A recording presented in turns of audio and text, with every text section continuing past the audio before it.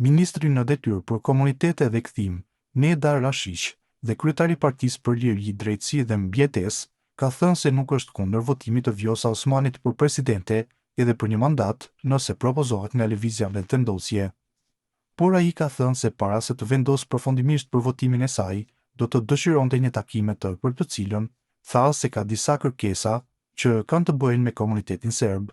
Nëse Osmani është kandidate e lëvizjes vendosje normal që ka një peshë të veçantë dhe normal, që në këtë aspekt nëse e propozojnë, sikurse që e kam thënë edhe herën e kaluar sa i përket kryeparlamentarit, ne do ta mbështesim, por megjithatë, një takim me zonjën Osmani kishte insistuar ta bëja dhe pastaj do të kishim vendosur përfundimisht.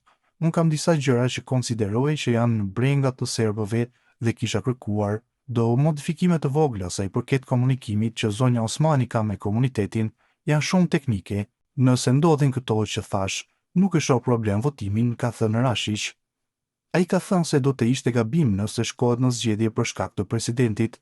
Ai ka thënë se kryeministri në detyrë Albin Kurti nuk ka diskutuar ende për postën e qeveri, por ka thënë se takime do të ketë pas përfundimit të procesit të rinumërimit të votave dhe certifikimit të rezultateve.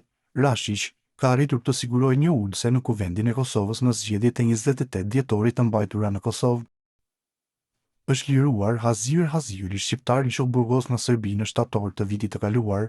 Këtë e ka bërë të ditur avokati Arjanit Koçi përmes një postimi në Facebook. Ai ka bërë të ditur se gjendja e Hazirit është e mirë, teksa shtoi se lirimi i të njëjtit konfirmohet se arrestimi ka qenë i pabazuar dhe i ngritur mbi pretendimet të pambështetura në fakte, në vim postimi i Arjanit Koçit.